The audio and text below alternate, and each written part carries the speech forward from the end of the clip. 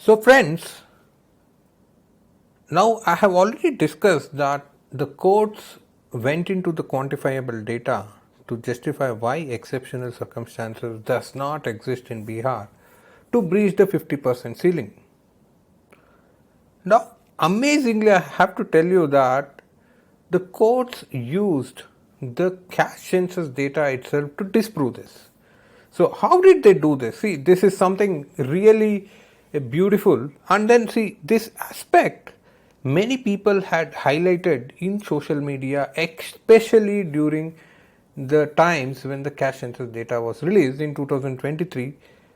Then also I had written a piece on this, but very few people did not realize the importance of this.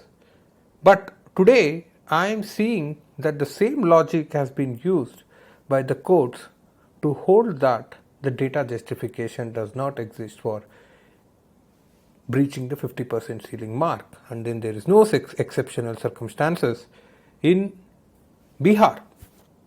How did they do this? See, the extracts of the data which I have put here is directly from the judgment. So, this is a data extract from the judgment, from the Patna High Court judgment, which they used it to tell that actually there is no exceptional circumstances. So, but if you see the figures directly, can you find out anything here? See, the general category representation is 3.19%. Backward category is 1.75%. So sure, the backward category is lesser represented than the general category by a big margin. The extremely backward class is 0.98. So, but there is a catch here. See, all these figures have been got in respect to that respective category. Like for example, 3.19% is got by dividing 641281 divided by 20109,207. So it is with respect to that general category. Similarly, 621481 divided by 354,63936 gives you 1.75. So, but with respect to that category, only that portion, a very small portion, is working in the government sector. But you see the intelligence of the court.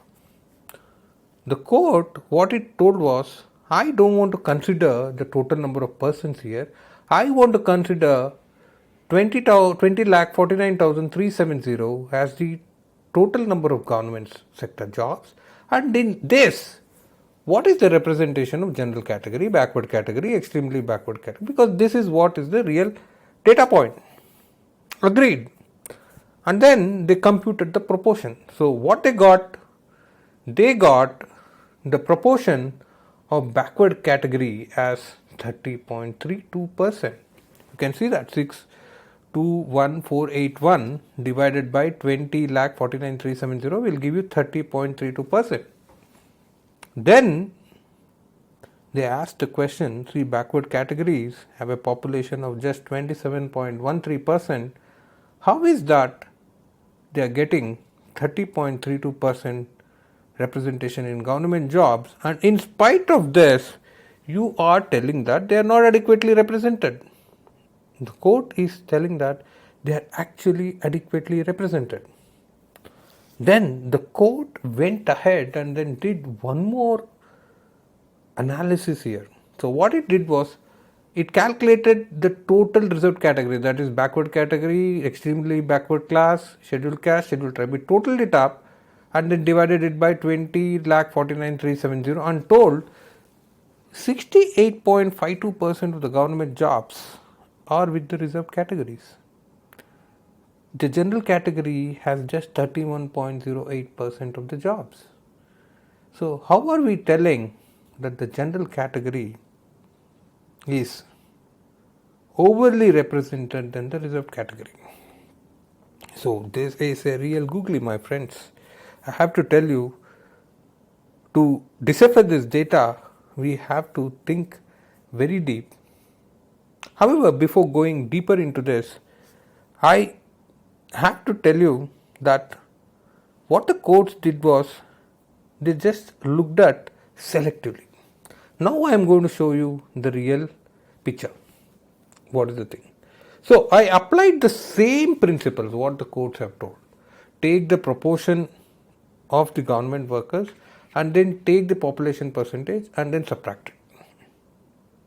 So clearly general category and then backward category have adequate representation. They have, general category is much ahead, that they have 15.77% more representation. Backward category has 3.2% additional. But why did not the court discuss the EBCs, the scheduled caste and the scheduled tribes?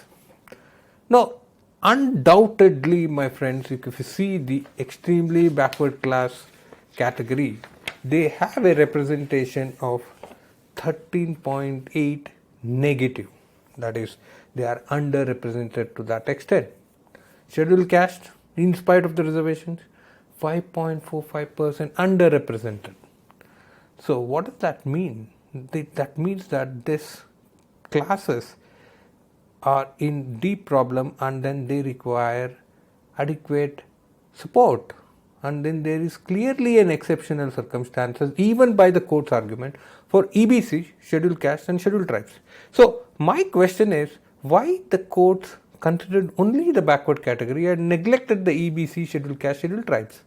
So at least the court should have considered the EBC's case for raising reservation, scheduled caste case raising reservation, and then scheduled tribes case for raising reservation. Obviously, the backward class, even if we assume that there are certain forward caste and there is adequate representation, that could have been handled in a different way. But my friends, the EBC, scheduled caste, scheduled tribes, but even by the court's principle, they need support.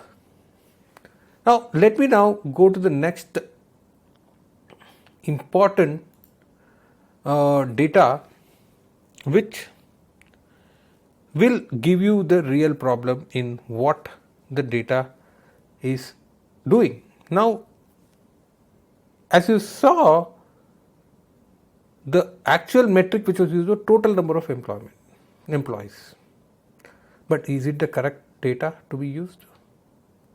See, there is a lot of issue in that data, in the sense that, see, the government has 4 categories of data, 4 categories of employees: Group A, Group B, Group C, Group D.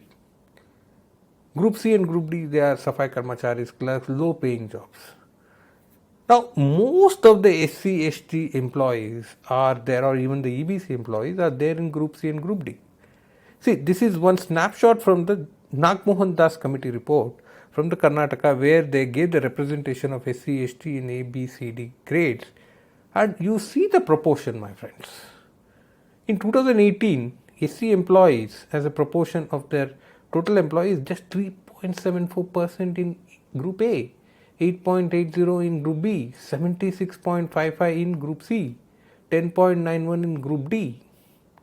So where are we talking? See, it is much lesser compared to what we are actually thinking. ST, it's much lesser, 3.54% in Group A, Group B 8.03%.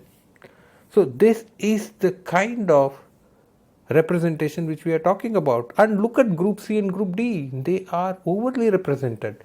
And this is the pattern which we see everywhere. SC, STs are overly represented in almost all organizations all over India in Group C and Group D. When it comes to Group A and Group B, they are negligent. So, not negligent, but they are not adequately represented. That is, for example, the 50% reservation is never met. For example, if you take railways, you have 30% for SC, ST, OBCs. 70% is general at the Group A level.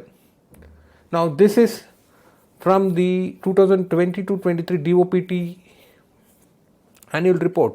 You can see here that again, the representation at Group C and Group for SC, ST, OBCs is much higher. And if you see the numbers, it is, since the representation is higher at Group C and the numbers are big because it's a hierarchy, what happens at Group C and Group D, the numbers are a little bit higher. Nowadays, they have merged both Group C and Group D at many places, and group C is going away because of outsourcing. But even if you take this all together, the SC, ST, OBCs form a bulk of these groups. So because of this number going up, the total number goes up, and as a result it appears as if there is adequate representation. But my friends, if you go into A and B groups, the representation still remains stuck. The representation is not there, and this just gives a wrong interpretation. Now let us get into again the Nagmohan Das committee report, where it tells how the representation of SC, ST is there in the Union Secretariat. So you can see that secretaries, additional secretaries, joint secretaries, directors, clearly the representation is very, very low. For SC it is 4.38, ST 3.28. For OBCs you can see again here, OBCs also it's very, very less. At additional secretary it was 0, joint secretary 6.91, director level it is 13.89. Now this data is from 2019, but now there is sufficient improvement, but the improvement is not that great. So we are not talking of a great improvement, but still it is there. So this kind of a data disparity we see even in the US. For example, if you see the senior executive level, it is more represented by the whites compared to the blacks. Okay, so similarly in India, the SC, ST, OBC, EBC categories are not represented adequately at the senior levels. So the same thing happens even in the US, and they recognize it, that only in the strategic position the adequate representation clause will be there. Even in the Nagmohan Das committee this argument is there, but unfortunately the Bihar Caste Census, we have failed to show that there is this kind of a inadequate representation for SC, ST, EBCs at Group A and Group B, and the data is not available. I also don't know what is the condition, but I feel that the condition in the Group A and Group B will be similar to other places. The EBC, SC, ST will not be represented well.